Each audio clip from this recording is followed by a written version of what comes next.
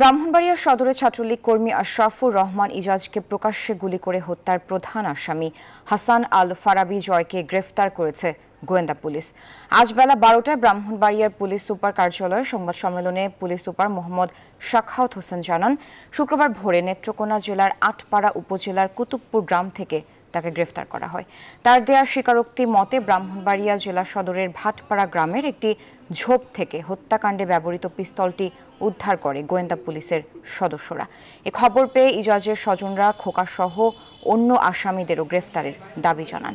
বুধবার সন্ধ্যা উপজেলা নির্বাচনের ভোট গ্রহণ শেষে শহরের কলেজ পাড়ায় আনন্দ মিছিলে প্রকাশ্যে গুলি করে হত্যা করা হয় ছাত্রলীগ কর্মী আশরাফুর রহমান ইজাজকে।